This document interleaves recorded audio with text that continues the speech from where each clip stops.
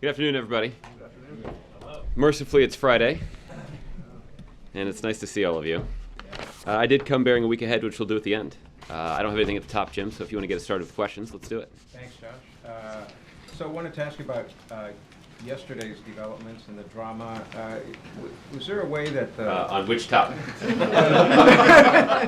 take your choice. I was going to say, that does Make not the answer fit the only question. sort of narrows it down. It's an eventful day here at the White House. Omnibus. Yes, sir. Could the White House have avoided that last-minute drama by declaring a little earlier where it stood, perhaps right after the deal had been announced, to voice the White House's support for it, and thus Democrats would have known where the president stood right off the bat, and you wouldn't have had that back and forth that delayed the vote? Yeah. Well, I think that's an open question and difficult to assess. I can sort of explain to you a little bit about our thinking.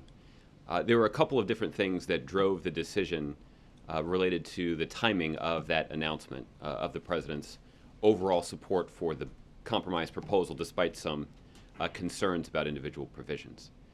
Two specific things. The first is that it did require some time for our staff to review the proposal. It was 1,600 pages long, and while we had been in regular touch with House and Senate negotiators as they were brokering this agreement, you never really know what's included in the agreement until you've had an opportunity to read the agreement. And that is why it would not have been wise for the White House right out of the box to offer up a position on a piece of legislation that we hadn't read yet.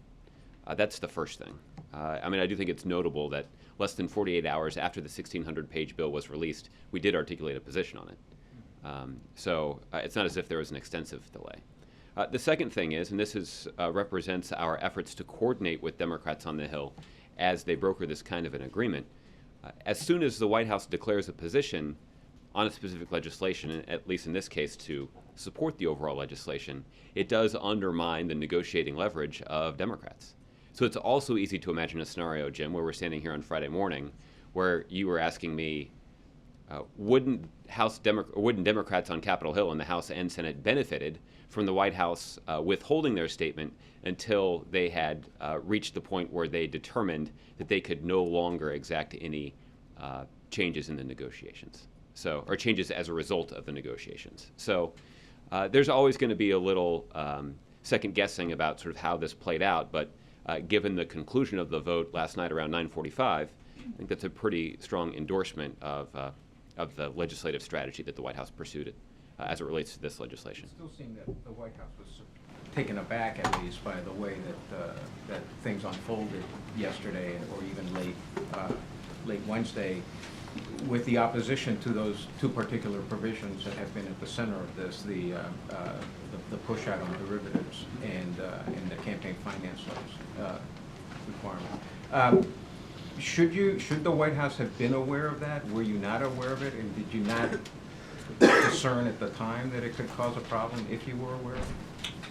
Well, Jim, it's hard for me to account for all of the conversations that took place between White House and administration officials and negotiators in the House and Senate as they were trying to carve out this agreement.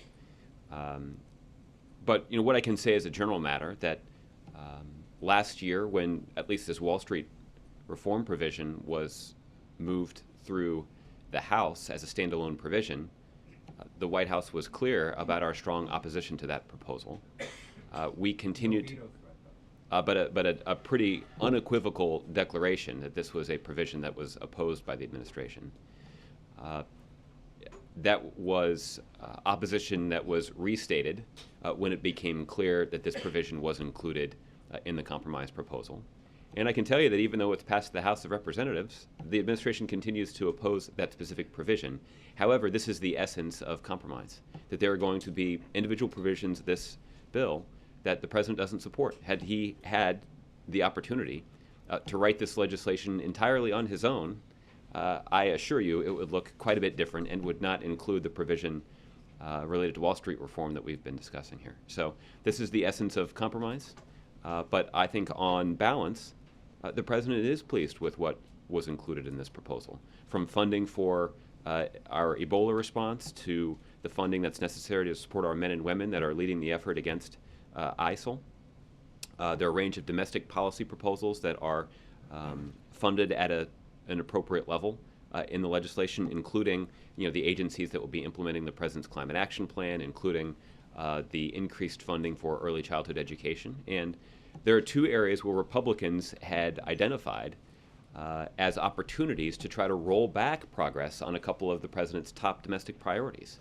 And when it comes to the implementation of the Affordable Care Act and the implementation of the President's executive actions to reform our broken immigration system, on neither measure were Republicans able to significantly undermine our ability to implement those initiatives and continue to make progress on them. That is a clear win for Democrats and a clear win for the President. And that ultimately is why the President believes that this particular compromise proposal merited bipartisan support in the House. He believes that it merits bipartisan support in the Senate. We hope that the Senate will act quickly and in bipartisan fashion to approve it. And the President is hopeful that he'll have the opportunity to sign it into law. Going forward, does the President have a management challenge with the left wing of his party? Well, Jim, that's a very different question than many of you have been asking over the course of the last 4 or 5 weeks. Many of you have written or observed and quoted Republicans saying that in the aftermath of the midterm elections that the President was running to embrace the progressive wing of his party. That by making announcements, bold announcements on climate change and moving forward with immigration reform proposals using his executive authority, that declaring a clear position when it comes to net neutrality, that this was all evidence that the President was only interested in working closely with the left wing of his party because these were the more progressive elements of the party were the strongest supporters of these decisions. And I think what this episode over the last couple of days illustrates, and I think what over the course of the last several weeks illustrates, is that the President is determined, even when there are Republicans in the majority in the House and the Senate, to move forward on policies that are going to benefit middle-class families in this country. And that's what the President is going to continue to be focused on. He's hopeful that there will be opportunities to work with Republicans in furtherance of that goal. But where there isn't, the President's not going to hesitate to use his own authority to move forward. And I recognize that some people are going to interpret that as a move to the left. Some people are going to interpret that as a move to the right. The President interprets this as a move forward for the country and for the middle class. Okay. Steve? Josh, the President and Leader Pelosi have always been very close. Are there now some strains between them that you'll need to address? Well, Steve, you're right that that it's hard to think of anybody that the President has worked with more closely or more successfully on Capitol Hill than Leader Pelosi. There are two reasons that their relationship has been so strong. The first is that Leader Pelosi is someone who is a champion for middle-class families and for basic American values. And that makes her someone who has the same priorities as the President. The second thing is, and I think that even Republicans would acknowledge this, she is as an effective a leader and more persuasive an advocate for the members of her caucus than I think probably any other leader in either party in recent history in Congress. And that makes her not just a good partner, it makes her a really effective one. And I think that is why she and the President have had such a fruitful relationship. And, I alluded to this yesterday when, after 8 years, when all of you and historians take a look at the President's long list of domestic legislative achievements, I think it will be fair to say that none of them, at least none of those listed at the top, would have been possible without the leadership and effectiveness of Nancy Pelosi. So I continue to be confident, and I know that the President is confident, that the strong working relationship and the effective, productive working relationship that we've had over the last 6 years will continue for the next 2. Well, has he reached out to you to try to patch things up over this latest bill? Well, I don't have any specific presidential level calls to read out to you, but I will just say that the President has always had not just a good working relationship, but an open line of communication with Leader Pelosi. And that didn't change yesterday, and it's not going to change in the future. And lastly, the president had a meeting with the Saudi minister today. Could you talk about that a little? Did they talk about oil prices? Did they talk about the arming the Syrian rebels on Saudi territory? Well, Steve, what I can tell you is that the president did meet with the. I'm sorry. Training the Syrian army. Right. The president is meeting with the Saudi Interior Minister today. The two leaders intend to consult on regional issues, including coalition efforts to counter ISIL, efforts to undermine and delegitimize ISIL's extremist ideology, our efforts to counter the shared threat of Al Qaeda in the Arabian Peninsula, and support for President Hadi's efforts to bring stability to Yemen. I do anticipate that we'll have a slightly more detailed readout of the meeting. We have said publicly, and the Saudis have acknowledged, that they are supportive of the broader international coalition to degrade and ultimately destroy ISIL. One way that they are contributing to that effort is that they have agreed to host training missions in Saudi Arabia, where U.S. and coalition personnel will be training moderate Syrian opposition fighters to take the fight on the ground to ISIL in Syria. We certainly welcome and compliment the Saudis on this contribution to this important effort. Okay? John? Just a quick one on Nancy Pelosi. If she's such a critical player in everything the president's accomplished on Capitol Hill, why was she frozen out of the negotiations on the spending bill? I mean, she wasn't part of it at all. It was Republicans, it was the White House, it was Harry Reid. Yeah. Well, again, I think you'd have to talk to her office about, to what degree they, that her office was aware of the conversations that were ongoing there. So it's hard for me to weigh in. This is ultimately a negotiation between Democrats and Republicans on Capitol Hill. The White House was in the loop, but was obviously not writing out the agreement. To what extent congressional negotiators kept her and her office in the loop, that you'd have to ask them. Okay, and switching to the something else that happened this week, the Senate Foreign Relations Committee passing an authorization of military force in the battle against ISIL. This passed on party lines, 10-8. Only Democrats supporting this authorization. It's going to have to be brought up again in the new Congress. Republicans are in charge. What does this say about the level of support that you have on Capitol Hill and your ability to get an authorization which you want through a Republican Congress if this authorization you couldn't get a single Republican to vote for it? Well, John, we do believe that the language that was passed through the committee yesterday by Democrats does serve as a useful starting point for negotiations about what that language should look like. And we would hope that that's where the committee would start when they return after the first of the year.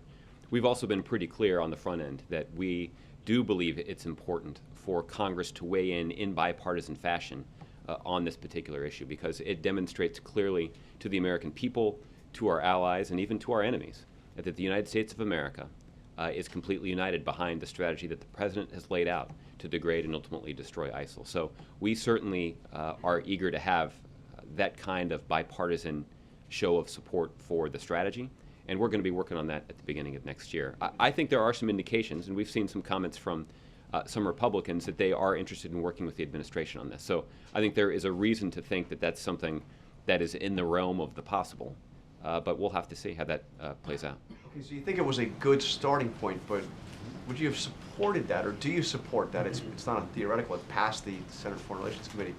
The White House supported that specific authorization with its time limit and its limitation on ground troops. Well, there are a couple of things that I can say about the specific proposal. I don't think I can say whether or not the President would have signed it, because there still were a number of steps that would have to go through. It would have to pass the entire Senate, and would obviously have to go to the House too. So, but I can say as a general matter a couple of things about it. The language that was passed did not include a geographic limitation, and we believe that's a wise decision. It would not be prudent to telegraph in advance, frankly, where ISIL leaders could establish a safe haven that would that would allow them to avoid military action by the United States or our coalition partners. So we certainly believe that that element of this proposal is one that we would support. It did, however, include some concerning language that would limit the flexibility of the commander-in-chief to deploy a military strategy in this situation. And there were some constraints in there that we believe did not fall within the category of reasonable limitations that we could support. Such as? Well, again, this sort of, now you're asking me to sort of like what are the kinds of things we could support, and I think that's something that will work out with Democrats and Republicans on the Hill. Well, but this did include a limitation on ground troops, which we heard from Secretary Kerry the administration did not want.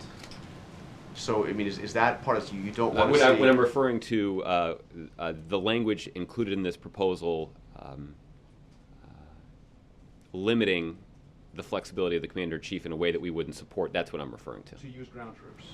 Well, the position of the administration has not changed. The president's been unequivocal about this. The president does not foresee a scenario and does not support sending ground troops in a combat role into Iraq or in Syria. He doesn't believe that that's in the best interest of our national security. He doesn't believe that that was going to guarantee the success of our strategy. And frankly, it's against the wishes of the leader of Iraq. So nobody yet, believes that that would be a good strategy. And yet, you want an authorization that would allow you to use ground troops.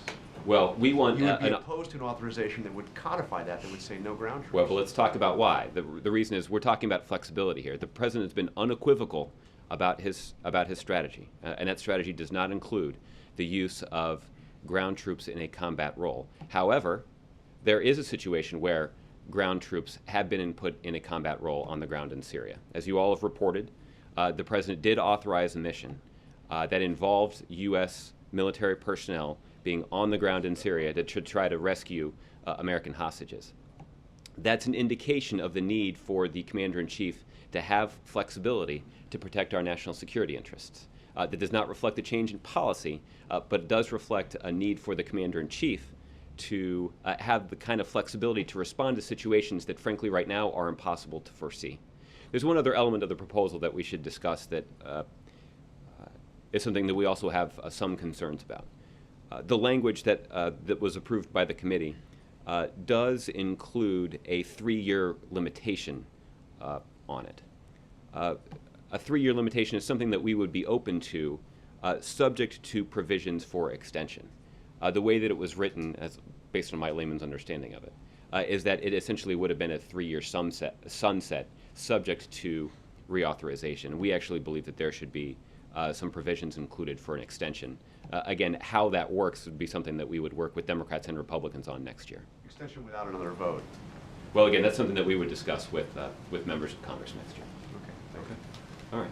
Ed. Josh, do you have any comments on these emails among a Sony executive and a Hollywood producer that are widely being interpreted as being basically racist about the president? I've seen a few of those reports. It's my understanding that the Sony executives, or at least one of the Sony executives whose emails were made public, has apologized for the contents of those emails, and I certainly think that was appropriate. Okay. Quick schedule thing, I don't want to go to Chronobus. Okay. There were some reports saying the president and first lady were going to have the Four Tops and Temptations over for lunch today. Is that true? Or No. Didn't see it on the public schedule, so just curious. I'm not aware that that's part of the plan, but we'll look into that for you. There might be a performance here that we might be all. Well, you wouldn't want to miss it, would you? I would not. I don't think I would either. Yes, sir. This seemed to be the first real test of the president's juice after the election with his fellow Democrats, and most House Democrats, despite everything you said before about victories, most House Democrats rejected the president despite phone calls, visits from Dennis McDonough, phone calls from Vice President Biden. Why did so many Democrats reject him? Yeah, I think, Ed, most people would understand that the measure that we had in place was not getting every single Democrat to support it, but getting enough Democrats to support it that it would pass. And that's exactly what we got done. And I think that there was, understandably, healthy skepticism in this room about whether or not the president had the juice to get that done, and he did. But it wasn't done because of Democrats, right? It was done by well over 150 Republicans supporting it, right? Well, it was done because Democrats and Republicans were able to work together. Even though neither side got every single thing that they want, they were able to focus on what the essence of a compromise is, which is to recognize that both sides got enough to be able to support a piece of legislation that, for different reasons, they believe would be in the best interest of the country. And that, frankly, is the way that the president believes these kinds of things should be resolved. Even that's the way he believes it should be resolved. Why do you think so many Democrats voted to shut down the government yesterday? Well, I don't think that's how they would describe their position, because I think that Speaker Boehner was pretty... Last year when Republicans voted that way, and they said it was a principled stand on health care. Yeah. And yesterday, Democrats said it was a principled stand on rolling back Wall Street reform. A year ago, the president, Jay Carney, others said they were hostage takers. They were terrorists, basically. Because they shut down the government, Ed. Well, And- Democrats tried last night. Well, what might not have succeeded because of what Democrats Republican said vote. was that Democrats said that they would not be willing to support this compromise proposal because they had concerns about specific provisions. The president disagreed with that. But what they would have done, and what Speaker Boehner said that he was prepared to do, was to put on the floor a 3-month continuing resolution that would have preserved the government being open and continued the negotiations early next year. The reason the president didn't support that is he believes that that would have Democrats heading into next year, into those negotiations, would have even less leverage as they try to get a bill that they feel like they could support, that they feel like would be in the best interest of the country.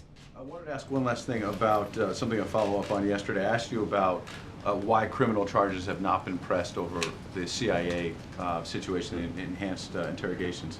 And after seeing your answers, an attorney from the ACLU emailed me this morning and said that the ACLU, which generally supports this White House, is surprised that you continue to just refer various reporters to the Justice Department.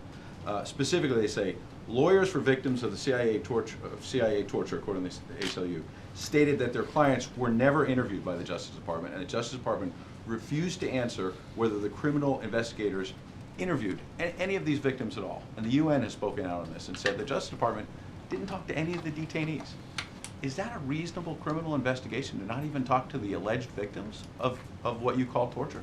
Well, Ed, what is reasonable is that career federal prosecutors should be making decisions about their investigation absent any sort of political interference from anybody at the White House. And that's exactly what has happened. And they could look, the president does have complete confidence in the professionalism and the thoroughness of career federal prosecutors. But no one is going to stand here and look over their shoulder and second guess who they're going to interview or what should be included in their investigation. We expect them to live up to the standards of professionalism that I think that all of us, that inspires some confidence. Is that real professionalism to not even interview any of the detainees and find out what really happened? To find out the details of their investigation, you should talk to the Department You of think Justice. it was a credible investigation? The president and everybody here at the White House does have confidence in the investigation that was conducted by career federal prosecutors at the Department of Justice. Thank you. Okay, Chris. Thanks. Well, are any of the people who are known to have been involved in what the president has described as torture still working for the federal government?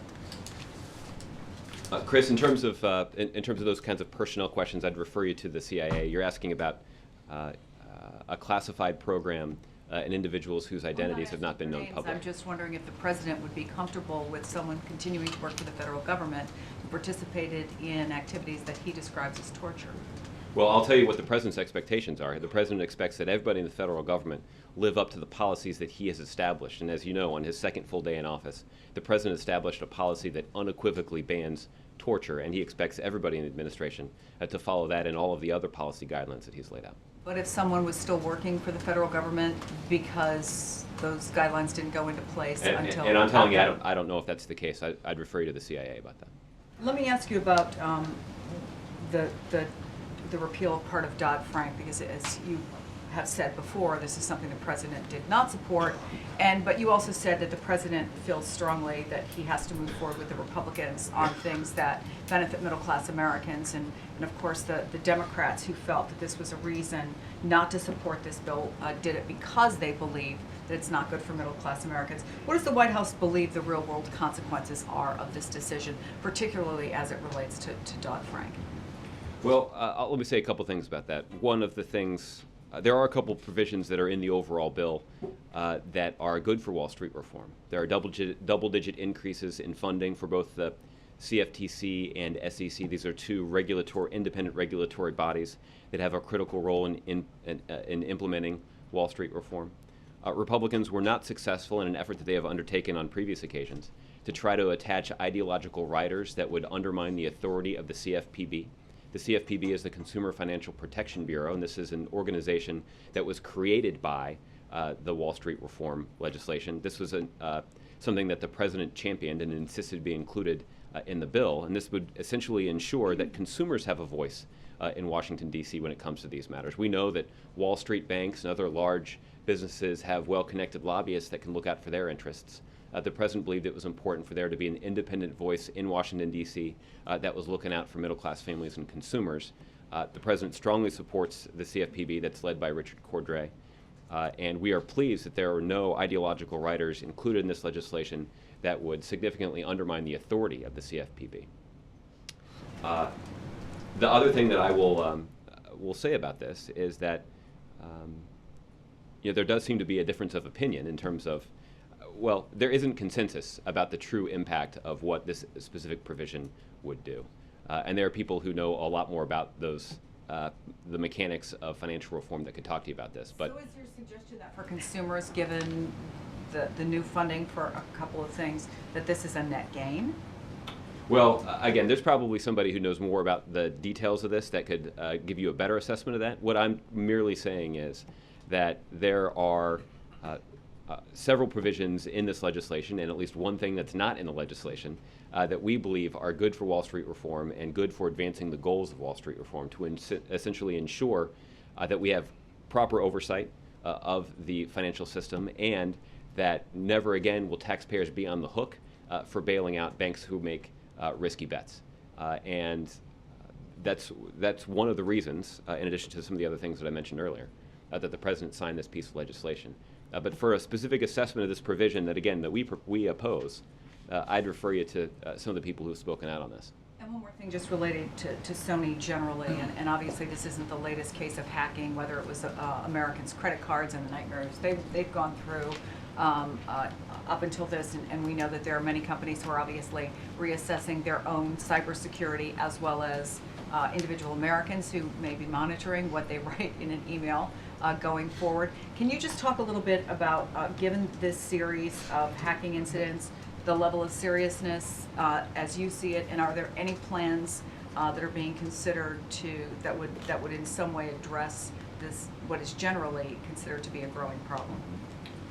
Well, Chris, you'll recall that back in 2011, the administration put forward a very specific cybersecurity legislative proposal that we wanted Congress to act on. There are a couple of other pieces of legislation that passed last night after the omnibus situation was resolved. And that included a couple of important pieces of cybersecurity legislation that will help the government better protect its networks and enhance its ability to work with the private sector. The White House, as I mentioned, has long called on Congress to pass cybersecurity legislation to equip the nation with the tools it needs to continue facing increasing cyber threats. The President made clear earlier this year with the release of the administration's cybersecurity framework that cyber threats pose one of the gravest national security dangers that the United States faces. And our critical infrastructure continues to be at risk from these threats, as does the personal information of millions of Americans. And the administration will continue to take aggressive action to protect our nation from these kinds of threats. That said, there's certainly more that Congress can do and that we expect that Congress can do, that Congress should do. And we certainly will be pressing them to take that kind of action next year. Okay. Jared. Josh, I want to ask about some differences between things that you've said and the President has said and Director Brennan said yesterday.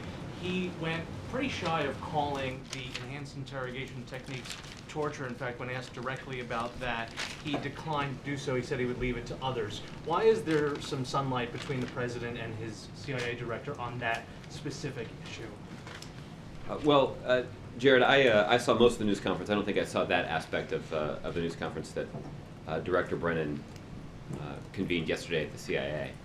I'll tell you that the President's position on this has been really clear. He stands by his previous comments on this topic, and he has been pretty clear that sharply influenced his view that those kinds of tactics should be banned, and that's why he did it on his second full day in office. Do you think this is something that he should get the CIA director on board to get him to agree that this is torture? Well, I'm glad that you asked it that way, because the director was very clear yesterday in saying that he, quote, fully supports the President's decision to prohibit the use of enhanced interrogation techniques. So I think that is straight from the director, a clear indication that he strongly supports the policy that the president put in place on his second full day in office, while, if I might point out, Director Brennan was serving here at the White House as the president's top counterterrorism advisor. Another thing that Director Brennan fully supports, and he actually mentioned his service here at the White House in the context of this, is the use of unmanned aerial vehicles, drones, in the counterterrorism effort. And, excuse me, my question is, could you foresee a future administration, just as this administration has said that drones are effective but torture is not worth it, could you imagine a future administration saying that unmanned aerial vehicles, because of the damage that they do to our moral authority around the world, should not be used, they're not worth it as well? No, I would not envision a scenario where that would occur for a couple of reasons. I mean, the first is that lethal operations, lethal counterterrorism operations, are only conducted as a last resort. And the president has emphasized that extraordinary care needs to be taken to ensure that these counterterrorism activities are carried out in accordance with all applicable domestic and international law and are consistent with U.S. values and policy. But there's thousands of more civilian casualties, 40 times the number of people affected directly than were held in Guantanamo. Is the animating principle here that if the president does it, it's not illegal? No, I think the animating principle here is the president is committed, in fact, to upholding both American and international law and ensuring that all of the actions that are taken are consistent with our values and our policy. Those values are what uphold our moral authority around the globe, and that's why the president is determined to ensure that our counterterrorism operations are consistent with those values, because he believes that protecting our moral authority is important to protecting the national security of the United States. It is one of the most, our moral authority around the globe is one of the most important and powerful tools that we have in our arsenal to protect and advance our interests around the globe. And that's why the president has expended such significant effort to rebuild that moral authority over the last several years. You don't think there's any aspect of the drone program that undermines this administration or this country's moral authority? Well, Jared, as I mentioned earlier, the great precautions are taken You to... don't think it undermines the moral authority? No. Justin. I had a couple things I wanted to ask about. But first I wanted to kind of unpack your answer on Nancy Pelosi. Okay. You praised her and said a big reason that she's been so effective for working with the president is that more than any other leader kind of on Capitol Hill, she's kind of been able to rally and whip her party. And I was struck that you said that because, of course, yesterday 57 Democrats voted against her and with the White House. And so I'm wondering if we're to read out of that, whether your guys' understanding is either that Leader Pelosi wasn't really sincerely kind of against this bill, that it was a bit of kabuki theater that was going on, or if there's concerns that, you know, she's been an effective leader that's been able to kind of hammer her party in the past, but now we're starting to see cracks and division within the House Democrats. Yeah. I think there is a lesson that we have learned here at the White House, and I think it's a lesson that everybody around Washington has probably learned at some point or another during Nancy Pelosi's tenure in Congress, which is people who underestimate Nancy Pelosi do so at their own risk. And I don't think that there is any doubt that she continues to be the kind of effective leader in this Congress, and will be in the upcoming Congress, that she has been over the last 6 or 8 years. Well then, I guess just generally on some of the divides that we've seen in the Democratic Party over the last couple weeks, you know, a lot of red state, purple state Democrats lost in the midterm elections. The Democrats will be coming back to Capitol Hill in January are far more liberal, and we're starting to see sort of that progressive strain of the party flex its muscles increasingly on Capitol Hill. Is that going to pull leaders like Nancy Pelosi, like Harry Reid, to the left in a way that's going to make it hard for the White House to negotiate with Republicans, which you guys have kind of said is your priority in the next few years? Well, what our priority is over the course of the next few years is to make progress on a whole range of common sense policies where there should be bipartisan agreement, because they would advance the president's top goal, which is to expand economic opportunity for middle-class families. I recognize that not every Republican shares that goal, but I think every Democrat does, and I think that there are a lot of Republicans who do as well. And I do think that looking for pieces of legislation where we can get a large number of Republicans and match them up with a large number of Democrats to make progress is certainly a template for success that the president hopes to follow. But again, each of these issues we're going to evaluate on the merits. let me give you another example. A couple of weeks ago, it wasn't long ago, that we were discussing the fact that there was there were behind-the-scenes negotiations up on Capitol Hill involving Democrats and Republicans that would have given a significant and costly tax break to well-connected corporations without looking out for the interests of working families. That violated a core principle of the president. He spoke out strongly against it, as did other members of the Democratic caucus, including some of those who are the more progressive elements of the Democratic caucus. So as recently as 2 weeks ago, you had the president working seamlessly with the more progressive members of the caucus to advance the goals that he's laid out. Last night, you saw the president working closely with Republicans and several dozen Democrats to advance a legislative proposal that he believes actually would be good for middle-class families. And I think this is the kind of approach that the American people expect from a president who is willing to put ideology aside and actually focus on the results. And in both of these situations, we feel like we got a result that's clearly in the best interest of middle-class families all across the country. And then last one, just to kind of shade off of that, I mean, one of the progressive voices that I think you were alluding to was Elizabeth Warren, who both on the Omnibus and in this ongoing fight over Treasury nominees has been kind of an antagonist to the president and the White House. And so I'm wondering if you could kind of describe where the president's relationship with her is right now. She obviously was somebody who played a big role in his first term here, and whether there's been any outreach between the president or staff here to her to sort of talk out kind of the issues that have been bubbling up lately. I can't read out any calls that may have taken place in the last couple of days, but certainly the White House was in touch with Senator Warren in the immediate aftermath of the president making clear, or at least those of us here at the White House making clear, that the president intended to veto the emerging deal around so-called tax extenders. And again, the president opposed that emerging agreement because it would look out for well-connected corporations and not do nearly as much for working people. That is a principle that Senator Warren agreed with, and I saw that shortly after there was that statement from the White House indicating that the president strongly opposed this legislation and would veto it, you saw a strong statement from Senator Warren echoing the same sentiments and announcing her opposition as well. So, I feel like the relationship's still good between the White House and Senator yeah, Warren. and I continue to believe that Senator Warren and the president have the same kinds of goals and priorities that we've discussed quite a bit. Certainly one of those is around Wall Street reform. Wall Street reform is going to go down as one of the signature domestic achievements of this presidency. And the president certainly benefited from the advice and counsel that he got from Elizabeth Warren in that effort. And they worked together to set up the CFPB. And I think that is indicative of the shared values that they have, and I think that those shared values will be on display over the next couple of years as well. Okay, Michelle. On the same subject, given that a compromise bill means compromise, what do you make of some of that outright anger from some of these Democrats and some of the impassioned speeches that we heard about them giving, like that now is the time to take a stand and we have to do this now, that we have to stand on principle? The implication is that the White House supporting it with that measure isn't standing on principle. I mean, is your view that the effect of it overall is less extreme than some of them think it will be? And do you see this as sort of that there's going to be less willingness to compromise on other things moving forward? Michelle, it's the view of those of us here at the White House that this is a difference over tactics, not a difference over principle. The fact is the president has opposed this provision for a number of years, or at least a couple of years, and he opposes this provision now.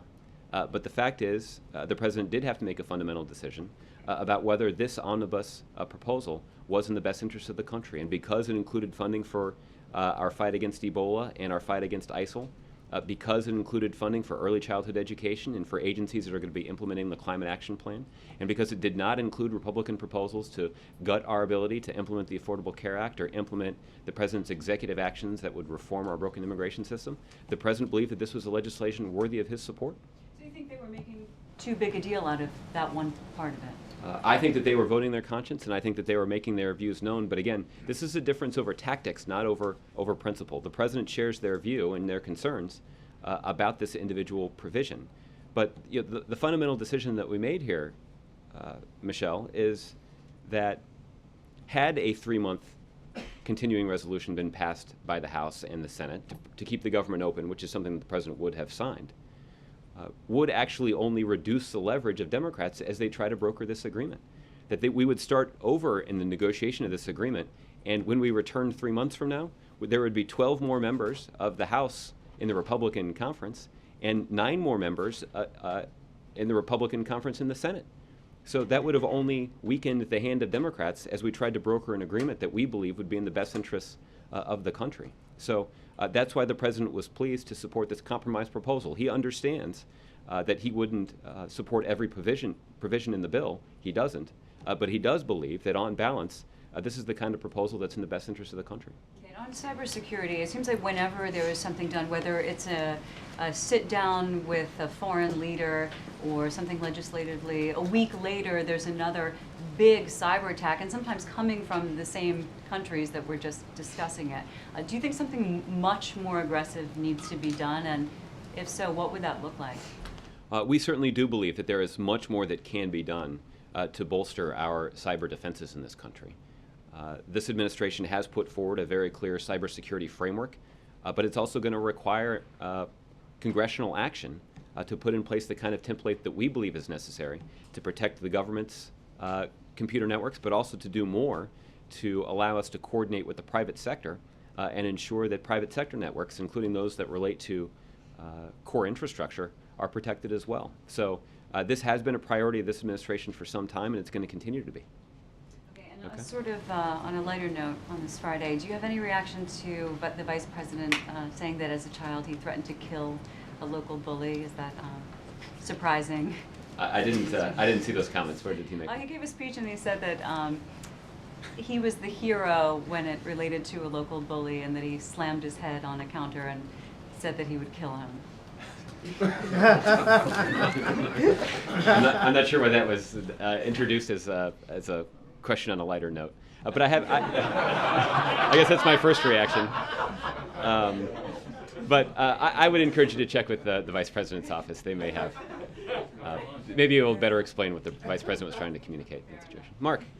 Josh, Monday's the sign-up deadline for policies under the ACA. I realize it's, you don't have final figures yet.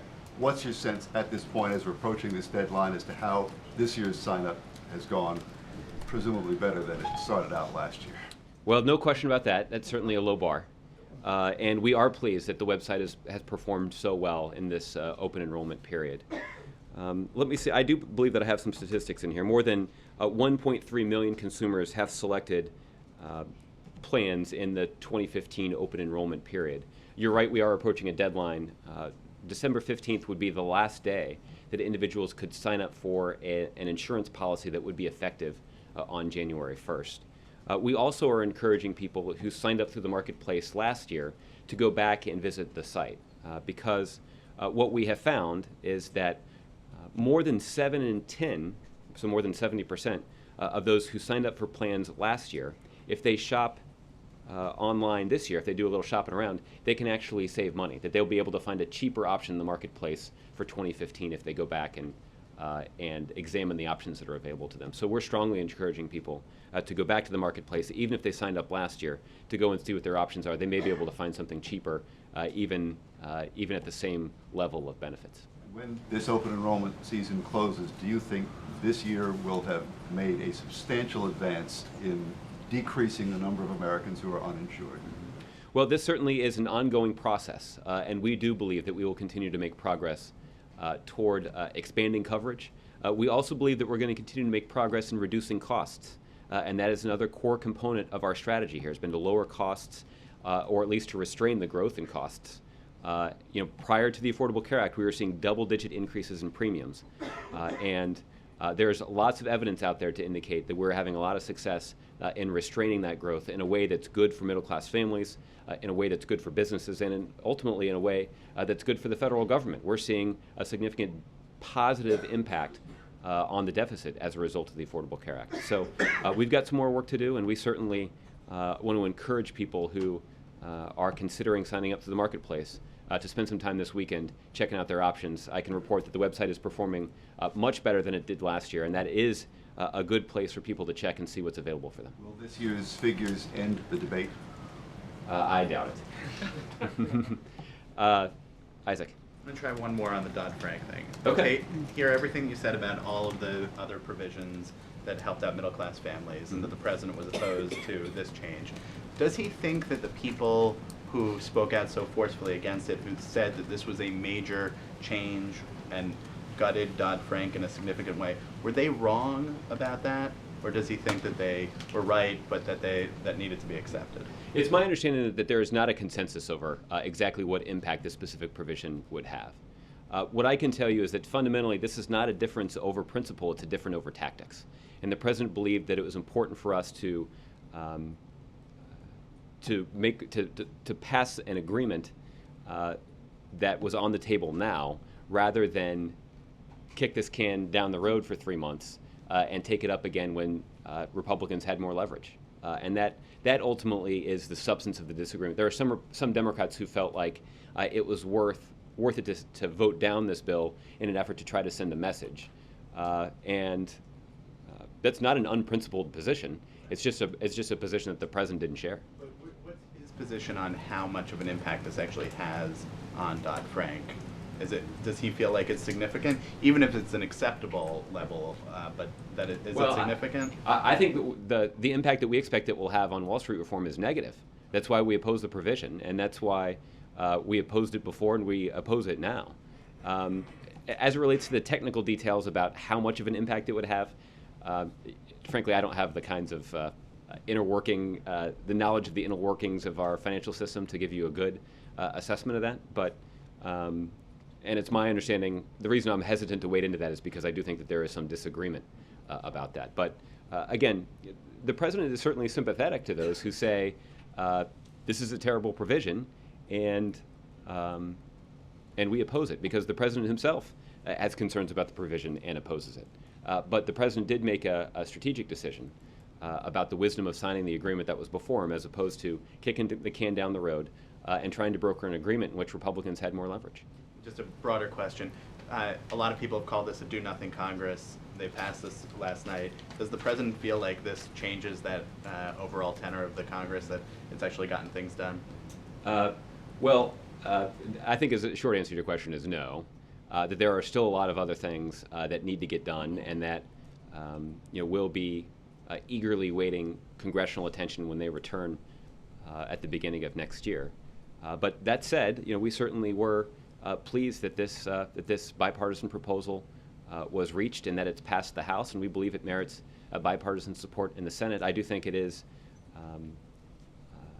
I think you could accurately describe it as a bright spot in terms of the legislative session of this Congress, and the president is hopeful that he'll have the opportunity to sign it.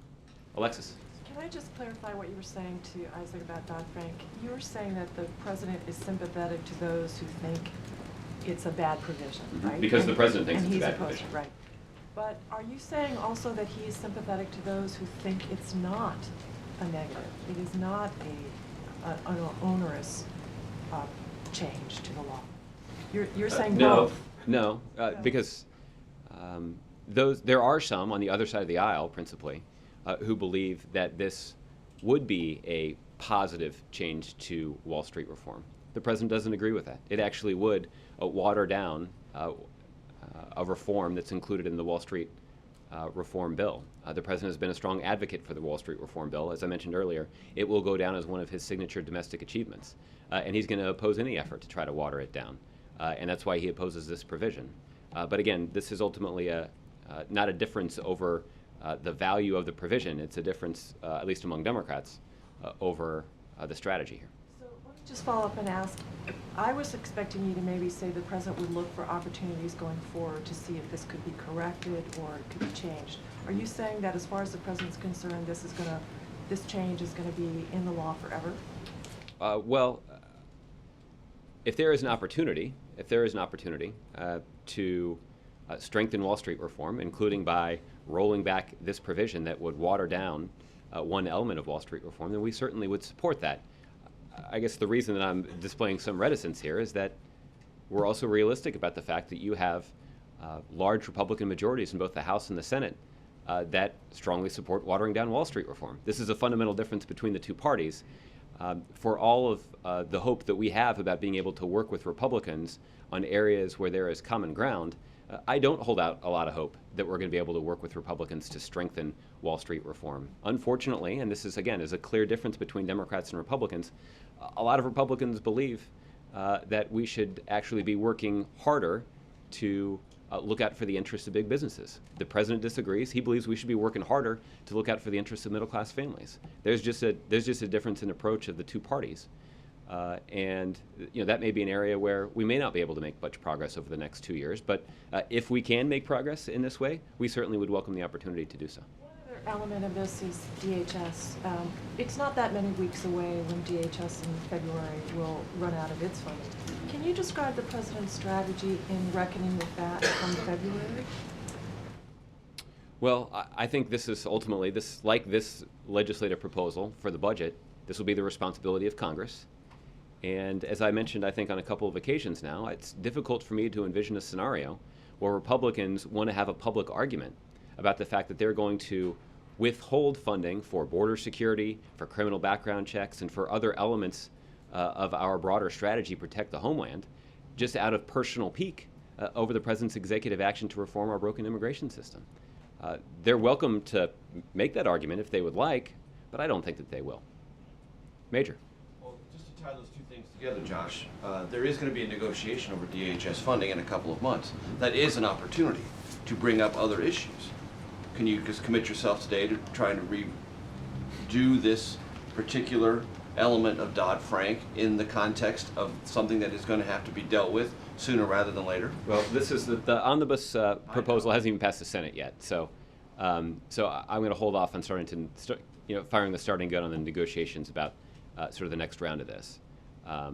So we'll have our debate, and we'll do what we can. But again, like this proposal, this will ultimately be something that has to be negotiated among leaders on Capitol Hill. I'm confident that the administration will be in the loop in those negotiations, and we'll be making our views known. But ultimately, this is something that they're going to have to work out. But you'll have less leverage on this than we discussed yesterday with the overall funding of DHS. That's true, and again, that is purely a matter of the arithmetic here. Less leverage on Dodd-Frank and any of these.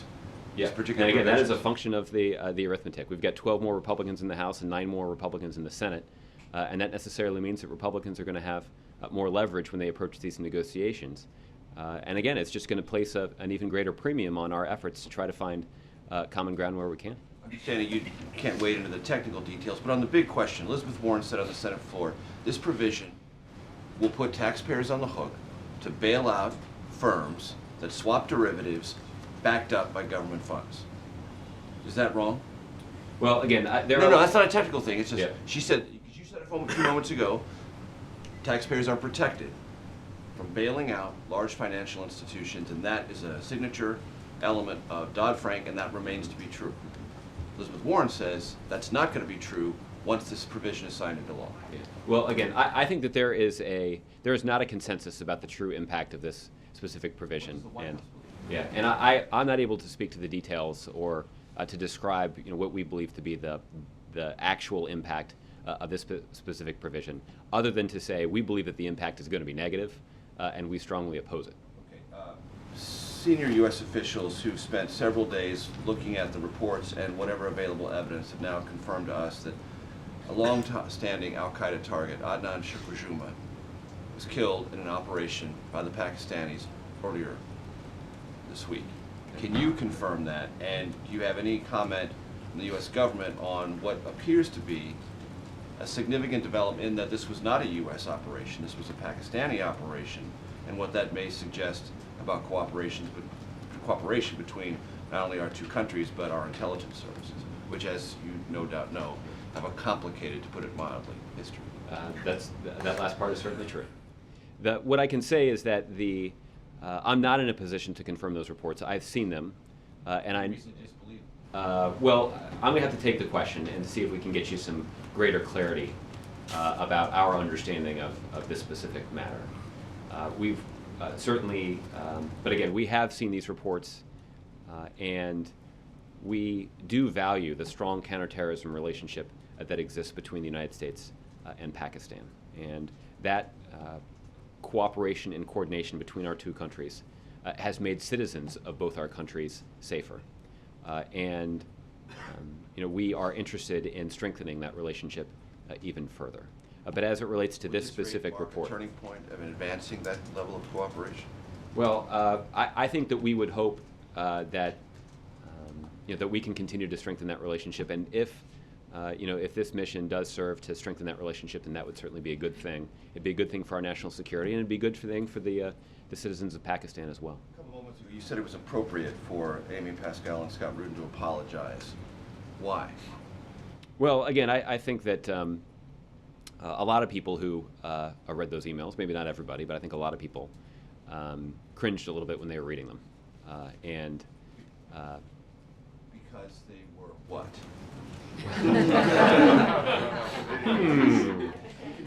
Mr. Garrett may think it's my first day here. Look, I think that there were a lot of people who did have a personal reaction that caused them maybe to cringe a little bit when they read those emails, and I think. Did the president have a personal reaction? Since they were about him. I haven't spoken to him about it. What do you think? I'm not sure what his reaction was. What do you think? Well, I guess I, like a lot of Do you people. think they were racist? When I saw those emails, and again, I've only seen some of the reports, but I certainly think that the decision that Ms. Pascal made to apologize was the appropriate one, based on my reading of those emails. Okay. Thanks, Josh. All right, Angela. Thanks. A couple questions on the Russia sanctions bill. Okay. Am I correct in saying that the White House has indicated to the Hill that the President would sign that, presuming it reaches his desk? That's a good question. What I can tell you is that we're looking at it right now. There were a couple different iterations of this legislation as it bounced between. I'm talking about the House version that passed yesterday, not the dead Senate version. Right. That is why we still need to take a look at this piece of legislation before we're going to articulate a specific position on it. But I can tell you that, like many members of Congress, the administration remains deeply concerned about the aggressive actions of Russia in Ukraine, including the occupation and attempted annexation of Crimea, and support to separatists in eastern Ukraine. The administration has built a broad coalition of countries to impose tough sanctions that impose real costs on Russia for its aggressive acts and send an unmistakable signal condemning Russia's actions while mitigating the spillover impact on American businesses, international energy markets, and the global economy. Look, our goal here overall, Angela, has been to try to maintain a united front with our allies and partners in this effort. I mean, as we've talked about on a number of occasions as it relates to Iran, the key to success when you're implementing these kinds of sanctions is to get other countries to go along with it, right? Particularly when you're talking about a nation like Russia that does a whole lot more business with our partners in Europe than it does with the United States. And what that means is that if it's only the United States that's imposing these sanctions unilaterally, the sanctions regime is not going to have as powerful an impact. But by being able to work closely with our partners in Western Europe in particular, we have succeeded on multiplying the economic impact of this sanctions regime on the Russian economy. And there are a whole range of ways to evaluate that, from the significant weakening of the Russian currency. We've seen that projections about the future economic growth in Russia have gone from positive to negative since the sanctions regime was put in place. We've seen significant private capital flight out of Russia because there are concerns that are being expressed by global investors about the state of the Russian economy and about the stability of the Russian economy. This has put Russia in a place where they're isolated from the international community. And it means that the Russian president faces a pretty fundamental choice about whether his destabilizing actions in Ukraine are worth the significant cost to his nation's economy. That economic cost only increases as the days go by, and Russia's isolation only increases as the days go by. And we want to make sure that as we implement this sanctions regime, that it keeps our coalition unified, that it optimizes the costs that are imposed on Russia, and that at the same time it minimizes the impact it has on American businesses. So this is delicate work, and that's why we're going to review the legislation and determine whether or not the president can sign it. Is there concern that the coalition would not be unified, that this would put the U.S. ahead of the EU? I know that there are some concerns about earlier versions of the legislation along those lines. So we're going to review this one, and again, there's a clear strategy that we've put in place that we've been pretty candid about in terms of making sure that our sanctions regime is closely coordinated with our Western allies, and we're going to continue. We want to continue to pursue that strategy because it has succeeded in imposing such a significant economic toll on Russia. Okay, Vicar, I'll give you the last one. Thank you very much, Jamie Dimon. Did the White House facilitate his calls in any way last night? No. Did the White House try to stop his calls in any way last night? No. Was the White House aware that he was making calls last night? When we read about it in news reports. So what does it say that on one side you have President Obama, John Boehner, and Jamie Dimon, and on the other side you have Nancy Pelosi and Elizabeth Warren? This is a man who is a leader of an industry that's symbolic, right? Everything that's happened to the economy since President Obama took office drove the economy in a ditch, one of the fat cats. What does it say that the debate divided up that way? It's core Democratic base versus the president and a Wall Street type. Yeah. I can understand why you see it that way, but I think the more sophisticated understanding of the scenario is that the president and many of Wall Street executives have a starkly different view of this specific provision. Presumably, although I was not able to be read in on the calls that Wall Street executives may have been making, presumably they were encouraging people to support the bill because the provision was included. The president was encouraging people to support the bill in spite of the provision. So I think it would be, that's why I don't think it's accurate to describe the president and anybody from Wall Street being on the same side of this issue. Okay, let's do the week ahead. On Sunday, the first family will attend Christmas in Washington at the National Building Museum. On Monday, the president will travel to Joint Base McGuire-Dix-Lakehurst in the great state of New Jersey to deliver remarks expressing his gratitude for the service and sacrifice of our troops and their families. Further details about the president's travel to New Jersey will be made available over the weekend. Certainly around the holiday season is an appropriate time for us to show our gratitude to our men and women in uniform and their families for their service and sacrifice. That's my understanding, yes. So we'll get you some more details on that. On Tuesday, the president will attend meetings at the White House. On Wednesday, the president will host 2 Hanukkah receptions here at the White House. The First Lady will also attend, and there will be some press coverage of those receptions. On Thursday, the president will attend meetings at the White House, and then on Friday, the first family will depart the White House en route to Honolulu, Hawaii, a flight that I know the president himself is eagerly looking forward to. So, I don't have anything like that on the week ahead, but we'll keep you posted if we. Thursday? Well, as we have more information about the president's schedule next week, we'll let you know.